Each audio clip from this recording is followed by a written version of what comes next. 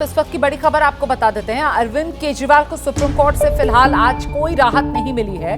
केजरीवाल के मामले पर सुप्रीम कोर्ट में अब सुनवाई की अगली तारीख 26 जून सामने आई है। केजरीवाल की याचिका पर सुप्रीम कोर्ट ने फिलहाल कोई आदेश नहीं दिया है। जस्टिस मनोज मिश्रा की अध्यक्षता वाली बेंच ने कहा कि हाईकोर्ट ने आदेश सुरक्षित रखा है, इसीलिए अभी दखल देना सही नहीं। 26 जून को सुनवाई करेंगे और अगर इस बीच हाईकोर्ट का आदेश आ जाए तो उसे भी रिकॉर्ड पर रखा जाएगा।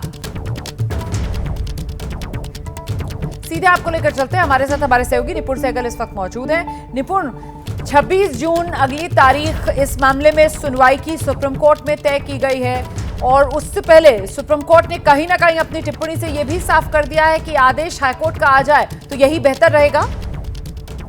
बिल्कुल रोमाना, यही सुप्रीम कोर्ट ने कहा है। यहाँ पर अभिषेक मनु सिंघवी भी ये दलील दे रहे थे कि जिस तरह से ईडी की मांग पर निचली अदालत के आदेश को रोक दिया हाईकोर्ट ने, वैसे ही हमारी मांग पे हाईकोर्ट के आदेश पर सुप्रीम कोर्ट रोक लगा दे। लेकिन सुप्रीम कोर्ट का साफ कहना था कि एक बार जब हाईकोर्ट ने आदेश सुरक्षित रखा हुआ है, ऐसे में अभी हमारा दखल देना बिल्कुल उचित नहीं होगा। हम परसों यानी कि 26 जून को सुनवाई करेंगे और तब तक अगर हाईकोर्ट का आदेश आ जाता है तो उसे भी रिकॉर्ड पर रखा जाए और ये माना जा रहा है कि कल तक हाईकोर्ट का आदेश आ सकता है। तो कल तक हाईकोर्ट का आदेश आ सकता है, लेकिन अगर ये आदेश अरविंद केजरीवाल के पक्ष में आ जाता है और अरविंद केजरीवाल सलाखों से बाहर आ जाते हैं अंतरिम जमानत पर, निपुण सहगल, फिर भी क्या इस मामले में पक्ष जो है वो अरविंद केजरीवाल के वकीलों की तरफ से रखे जाएंगे, क्योंकि याचिका अरविंद केजरीवाल की तरफ से ही सुप्रीम कोर्ट में गई है। निपुण, देखिए, उसके बाद काफी हद तक ये मामला इनफ्रक्चुअस यानी कि बेमानी हो जाएगा, लेकिन खत्म तो नहीं होगा। परसों तब भी सुप्रीम कोर्ट में सुनवाई होगी। अगर केजरीवाल को हाईकोर्ट छोड़ भी देता है तब भी सुनवाई होगी और थोड़ी बहुत चर्चा तो जरूर होगी। बहुत शुक्रिया निपुण सहगल इस तमाम जानकारी के लिए। और आइए अब आगे बढ़ते हैं, सीधे आपको लेकर चलते हैं दिल्ली में नीट के मुद्दे को लेकर बवाल। आप जानते हैं एनएसयूआई सड़क पर उतरी हुई है, प्रदर्शन हो रहा है। कांग्रेस की छात्र इकाई है एनएसयूआई, जंतर मंतर से संसद की तरफ कूच करने की कोशिश में एनएसयूआई से जुड़े हुए ये छात्र, लेकिन यहां पर पुलिस की तरफ से भारी बैरिकेडिंग लगाई गई है। छात्रों को आगे बढ़ने नहीं दिया जा रहा है। अभी की क्या तस्वीरें जानते हैं जैनेंद्र से। जैनेंद्र,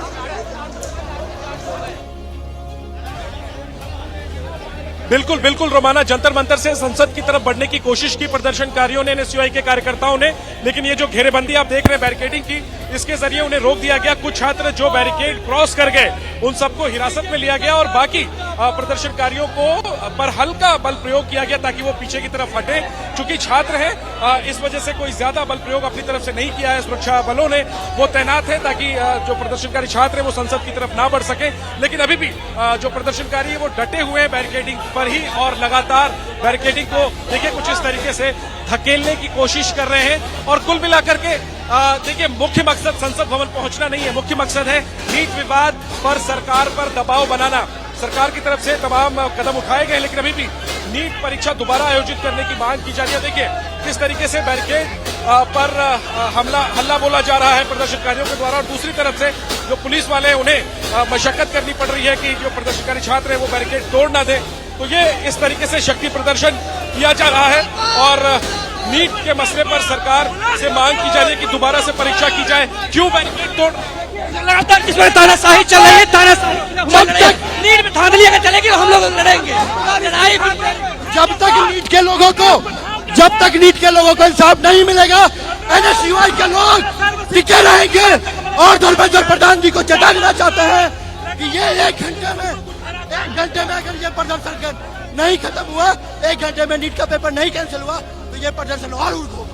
सुन सकते हैं आप, उग्र प्रदर्शन किया जा रहा है। धर्मेंद्र प्रधान के इस्तीफे की मांग और नीट परीक्षा दोबारा से करवाए जाने की मांग की जा रही है। तो ये जितना उग्र प्रदर्शन किया जा रहा है उतनी ही यहाँ पर तैयारी भी हमें देखने के लिए मिल रही है। दिव्यांकर, यहाँ पर जो बैरिकेड्स हैं वो बैरिकेड्स भी बड़े अलग तरीके के बैरिकेड्स नजर आ रहे हैं। आमतौर पर सामान्य तौर पर इस तरीके के बैरिकेड्स नहीं नजर आते हैं। यहाँ पर काफी ऊंचे बैरिकेड्स हैं जो लगाए गए हैं एनएसयूआई के इन छात्रों को संसद की तरफ मार्च करने से रोकने के लिए। क्या है और सुरक्षा की यहाँ पर तैयारियां, जरा दिखाइए तस्वीरें दिव्यांकर। जी बिल्कुल, देखिए कई लेयर में जो सुरक्षा व्यवस्था के इंतजाम जो है वो यहाँ पर किए गए। ये जो बैरिकेड मेरे ठीक बगल आप देख पाएंगे, इसकी जो हाइट है वो काफी ज्यादा ऊंची बनाई गई है और जिसके ठीक पीछे की आप जो सुरक्षा घेरा रेखा है उसकी हम आपको तस्वीरें आपको दिखाना चाहेंगे। कई लेयर की जो बैरिकेटिंग है वो की गई है। दिल्ली पुलिस के साथ साथ जो सीआरपीएफ की जो टुकड़ी है उसे भी यहाँ पर तैनात किया गया है और भारी संख्या में पुलिस बंदोबस्त किया गया है। और सामने आपको तस्वीरों में देख पाएंगे कि किस तरह से लगातार अनाउंस किया जा रहा है कि जो छात्र यहाँ पर प्रदर्शन कर रहे हैं या फिर बैरिकेड क्रॉस करने की जो कोशिश कर रहे हैं वो ऐसा ना करें, वरना उनके खिलाफ जो कार्रवाई है वो साफ तौर से की जाएगी। लेकिन छात्र लगातार जिस तरह से रीनीट की मांग को लेकर यहाँ पर पहुंचे हुए थे, प्रदर्शन कर रहे थे और उसके साथ साथ आगे बढ़कर वो सब जो संसद घेराव करने की जो कोशिश है वो भी कर रहे थे। तो तस्वीरों में आप देख पाएंगे दूसरे ओर की तस्वीर, यहाँ पर जो छात्र हैं वो लगातार बैरिकेड को तोड़ने की कोशिश करते हुए साफ तौर से ये तस्वीरों में नजर आएंगे। काफी ज्यादा जो एनएसयूआई के जो छात्र हैं वो यहाँ पर पहुंचे हुए थे, सैकड़ों की संख्या में यहाँ पर छात्र पहुंचे थे, लगातार प्रदर्शन कर रहे थे। और ये तस्वीरें देखिए किस तरह से बैरिकेड तोड़ने की जो कोशिश है वो छात्र यहाँ पर साफ तौर से करते हुए नजर आ रहे हैं। इसके साथ साथ दूसरी ओर जहाँ पुलिस अनाउंस कर रही है कि जो छात्र हैं वो बैरिकेड तोड़ने की जो कोशिश है या फिर संसद घेराव करने की कोशिश है वो ना करें, लेकिन छात्र जो है वो लगातार यहाँ पर अड़े हुए नजर आ रहे हैं। पुलिस की ओर से समझाने की भी कोशिश हो रही है, क्यों आप लोग इन्होंने मासूम निहत्थे छात्रों के ऊपर यहाँ पर लाठीचार्ज की है। हमारी बीजेपी सरकार से ये मांग है कि नीट परीक्षा को रद्द किया जाए, क्योंकि ये देश की आंतरिक सुरक्षा के साथ इन्होंने खिलवाड़ किया है। बैरिकेड जो आप लोग तोड़ रहे हैं तो क्या उग्र प्रदर्शन के ऊपर के लिए आपके ऊपर कार्रवाई अगर होगी तब लट से लट बजा देंगे पुलिस के लाठी डंडों से। ये छात्र डरने वाले नहीं है।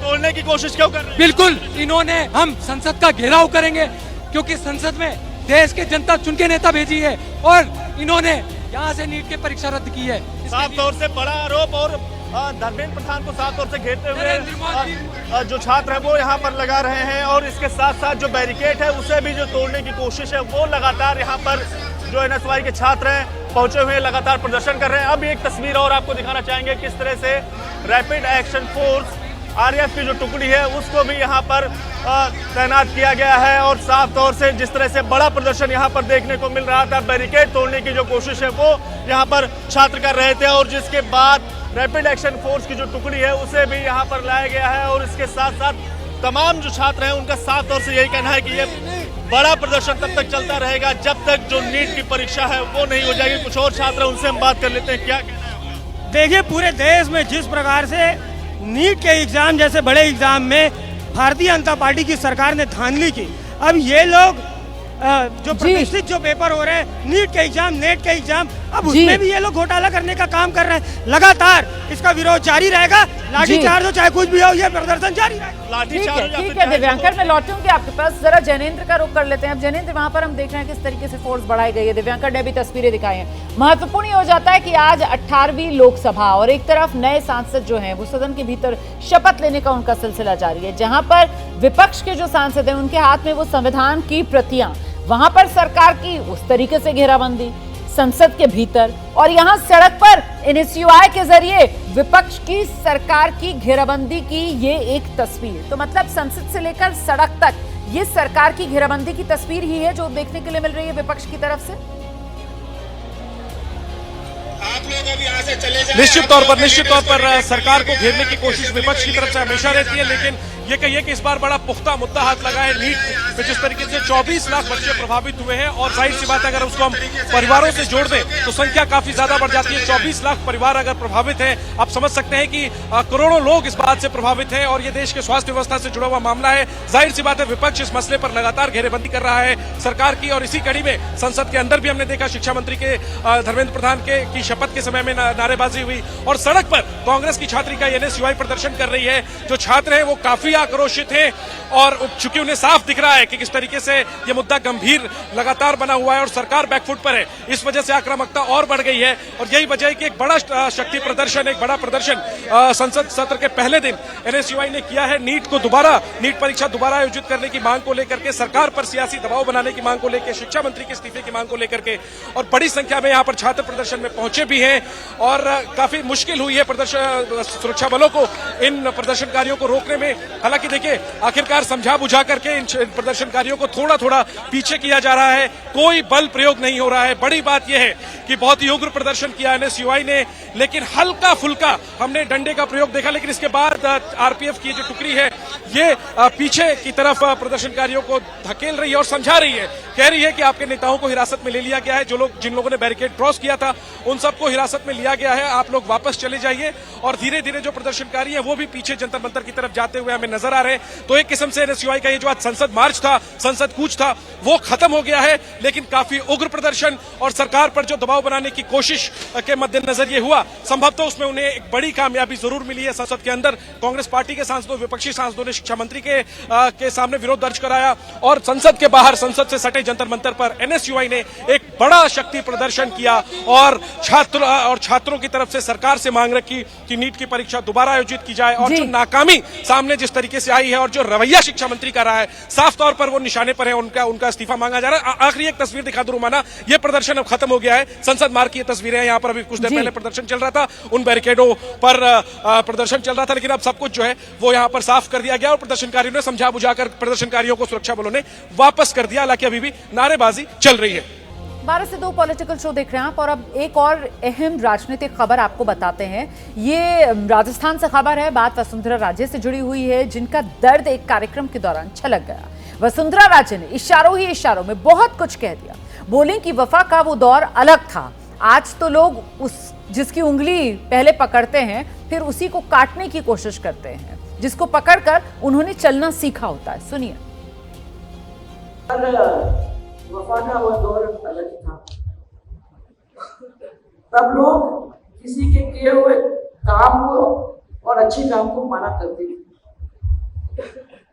और कोई उपकार होता था तो उस उपकार को भी अच्छी तरह से समझते थे और उसको भी माना करते थे।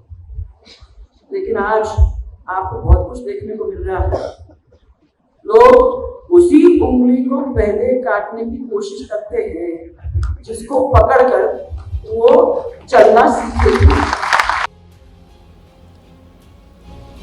सुना आपने वसुंधरा राजे को, ऐसे में वफा पर बोली वसुंधरा। सियासी दर्द बहुत गहरा लग रहा है वसुंधरा राजे का। किसकी ओर निशाना साध रही थी शुक्ला जी? देखिए, संघ प्रमुख मोहन जी की टिप्पणी के बाद आप देखेंगे कि लगातार कहीं ना कहीं से आवाज़ उभरना शुरू हुई है। पिछले 10 साल में आपने भारतीय जनता पार्टी में इस तरीके के विरोधी कहना चाहिए कि बातें मुखरित होती नहीं देखी थी। जहाँ तक वसुंधरा जी की बात है तो ये सच्चाई है कि राजस्थान में भारतीय जनता पार्टी को स्थापित करने और सत्ता तक पहुँचाने में वसुंधरा जी का महत्वपूर्ण योगदान था। उसी तरह से मध्य प्रदेश में उमा भारती का भी था।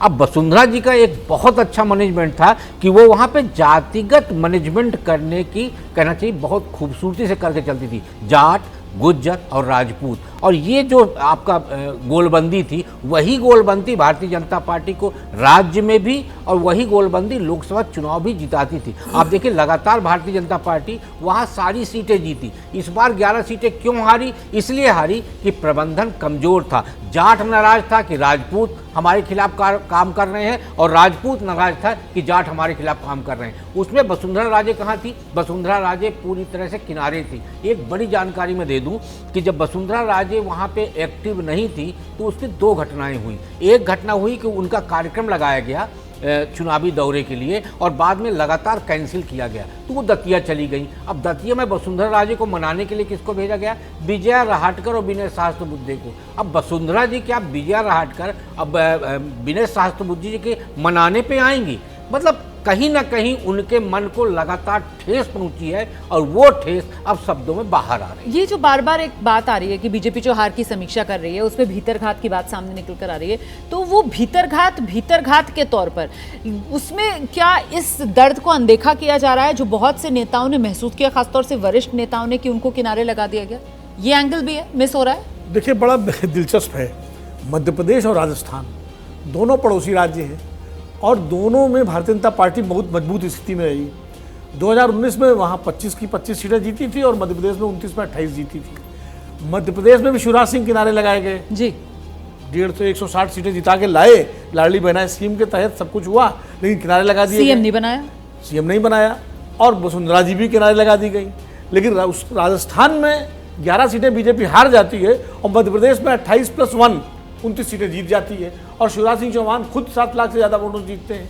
तो मुझे लगता है कि कहीं ना कहीं भारतीय जनता पार्टी के आंतरिक राजनीति का एक बड़ा परिणाम है ये, क्योंकि वसुंधरा जी का जो दर्द छलका है, ये दर्द खाली छलका ही नहीं है, ये चुनाव नतीजों ने भी बता दिया है कि वसुंधरा जी के राजनीति में वहाँ मुख्य धारा में न होने का मतलब क्या है।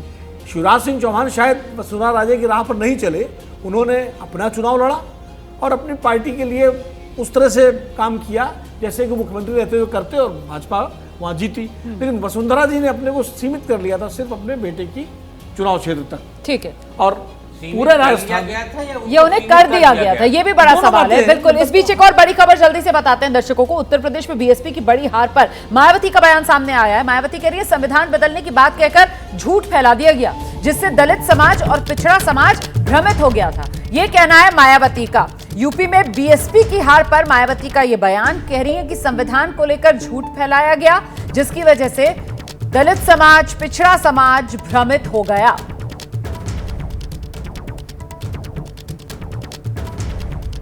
तो ऐसे में अब सवाल बड़ा हो जाता है कि बीएसपी की क्यों खिसकी जमीन, बहन जी के दावे पर किसे यकीन। इससे पहले तो मायावती की तरफ से यह भी कहा गया था कि अगली बार वो सोच समझकर मुस्लिम समाज के लोगों को टिकट देंगी, क्योंकि मुस्लिम समाज ने जिस तरीके से वोट किया है उसकी वजह से ये हार उन्हें मिली है। और अब वो कह रही हैं कि साहब संविधान को लेकर भ्रम फैलाया गया और इसी वजह से इस तरीके के नतीजे। आपको क्या लगता है? रुमानी जी, ये बड़ा अच्छा लग रहा है सुनकर कि जो बात बहन जी, माननीय बहन जी कह रही हैं, यही बात भारतीय जनता पार्टी भी कह रही है। हाँ। तो ये तो बिल्कुल स्पष्टवादी तरीके से ये तो तय ही हो गया कि भारतीय जनता पार्टी और भारतीय जो बहुजन समाज पार्टी है, इन दोनों के सुर लगभग एक ही हैं। दरअसल बात ये नहीं है, बात इससे ज़्यादा कहीं गहरी है, और वो बात ये गहरी है कि भारतीय राजनीति में जिस प्रकार के का जो बसपा का एक अपना एक वोट बैंक है, और जो उत्तर भारत के कई राज्यों में ऑटोमेटिकली उसके पास एक वोट बैंक है, क्या बसपा ने उस वोट बैंक के साथ कोई विश्वासघात किया है? नहीं किया है। क्या उन्होंने दलित की जो चेतना है और दलित राजनीति का जो स्वर था उसको मध्यम करने का काम किया है या नहीं किया है? मुझे लगता है कि बहन मायावती को इन बातों पर आत्मचिंतन करना चाहिए और आत्ममंथन करना चाहिए। नहीं तो ये जो स्वर हैं उनके, वो स्वर कहीं ना कहीं उसी ओर इशारा कर रहे हैं जिस स्वर की तरफ और जिसकी तरफ बाकी जो विवेचना हो रही है राजनीति की, वो होती रही है। नहीं, बदलते दौर की इस राजनीति में और जिस तरीके से एक पीढ़ी दर बदलाव खासतौर से उत्तर प्रदेश की राजनीति में देखने के लिए मिल रहा है, उसी के अंतर्गत ये मजबूरी बन गई कि आकाश आनंद महज 50 दिन के भीतर जिनको अपरिपक्व कह रही थी मायावती, अब दोबारा से उनको ले आई गई हैं और फिर से उनको अपना उत्तराधिकारी मायावती ने घोषित कर दिया है। देखिए, मायावती का जो कदम अब हो रहा है वो धीरे धीरे उनके सिमटते वोट बैंक जो अब 9% के आसपास हो गया, 22 से चलते वो उनकी अस्थिर राजनीति के तहत हो रहा है, और उनके ऊपर जो दबाव रहे हैं या जो उनको लगता है कि इसमें हमें फंसने की संभावना है वहाँ पर। दूसरा, ये जो आकाश आनंद को लाने का कारण है तय है कि जिस तरीके से भीम सेना के जो चंद्रशेखर है जीते हैं चुनाव और उनको जो आगे बढ़ गए, अब आकाश को आगे लाना उनकी मजबूरी है, क्योंकि उनको काउंटर करना भी है, और दूसरी तरफ जो उनका वोट बैंक है वो वापस लाने के लिए जो समाजवादी पार्टी के पास चला गया उसको फिर वहीं लाना है। तो उसके लिए एक नैरेटिव गढ़ना जरूरी है, और वो नैरेटिव देखिए कहीं ना कहीं कोशिश मायावती की तरफ से दिखाने की जा रही है कि साहब ये चुनाव अपवाद वो बताने की कोशिश कर रही हैं, क्योंकि ये कहीं ना कहीं उनके वोटर में मैसेज चला गया कि संविधान जो है वो खतरे में आ गया है, और इस भ्रम के चलते उनका वोटर उनसे छिटक गया। तो क्या ये चुनाव अपवाद या वाकई में ये बीएसपी का ग्राफ जो लगातार नीचे की तरफ जा रहा है इसी तरीके से ये आगे बढ़ने वाला है? ये बड़ा सवाल है मायावती की सियासी अस्तित्व के लिए भी। इस वक्त की बड़ी खबर दिल्ली से आ रही है, आपको बता दें, जहां जल संकट को लेकर अनशन पर बैठी मंत्री आतिशी की सेहत बिगड़ रही है। बड़ी खबर, दिल्ली की जल मंत्री आतिशी की सेहत गिरी। आतिशी के अनशन का आज चौथा दिन है। डॉक्टर्स ने अस्पताल में भर्ती होने की सलाह आतिशी को दी है। थोड़ी देर पहले आतिशी का हेल्थ चेकअप किया गया और आज भी कीटोन लेवल पॉजिटिव आया है। आतिशी का वजन, ब्लड प्रेशर कम हुआ, ये जानकारी सामने आ रही है, और आतिशी को डॉक्टर्स ने ये कहा है कि आप अस्पताल में भर्ती हो जाएं। लेकिन आतिशी कह रही है जब तक दिल्ली को दिल्ली के हक का पानी नहीं मिलेगा वो अनशन खत्म नहीं करेंगी।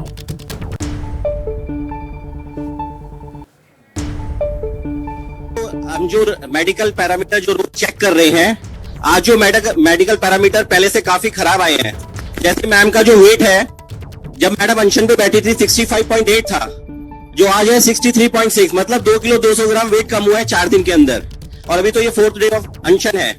और जो आरबीएस है वो भी लगातार कम हो रहा है। और जो बीपी है, जब मैडम अनशन पे बैठी थी 132/88 था, आज जो है 110/70 है, यानी कि बीपी भी काफी लो हो गया है। और मैम का जो कीटोन है वो भी लगातार बढ़ रहा है, कल भी प्लस था और आज भी प्लस है, और जिसकी वैल्यू 1.5 है अभी।